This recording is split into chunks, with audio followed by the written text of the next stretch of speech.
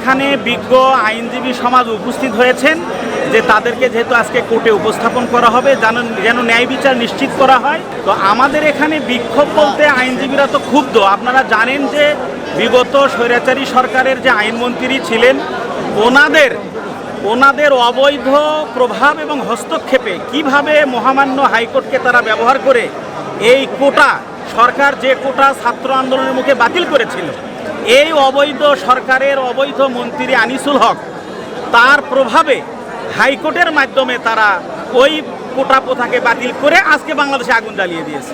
এটা যদি হাইকোর্ট থেকে বাতিল না হতো এই আন্দোলনও হতো না, হয়তো এই সরকারের পতনও হতো না। সুতরাং এই গত সরকারের পতনেরও মূল কারণ এই আনিসুল হক।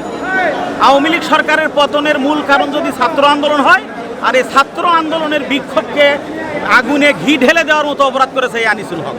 সুতরাং তারা শুধু অন্য গ্রুপের নয়, বিরোধী দলের নয়, আজকে আওয়ামী লীগের জনসাধারণরা আনিসুল হকের উপর ক্ষিপ্ত যে তাদের ভুল পরামর্শে সাবেক প্রধানমন্ত্রী এই পদক্ষেপগুলো নিতে বাধ্য হয়েছিলেন, বিধায় আজকে দেশের এই অবস্থা।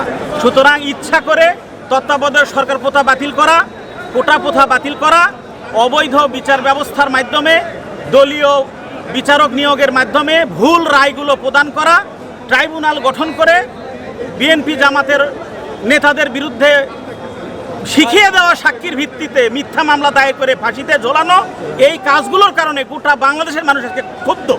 যার কারণে সেই বাংলাদেশের অংশ আইনজীবী সমাজ তো বাংলাদেশের মানুষের বাহিরে নয়, বাংলাদেশের জনতার মধ্যেই আইনজীবীগণ। আমরা দীর্ঘদিন গত 15 বছর এই কোর্টে আমরা ন্যায় বিচার পাইনি। বিনা কারণে রিমান্ড দেওয়া হয়েছে, বিনা কারণে গ্রেফতার করা হয়েছে এবং ঠিক মতো শুনানি করতে দেওয়া হয় নাই, আইনজীবীদেরকে দাঁড়াতে দেওয়া হয় নাই।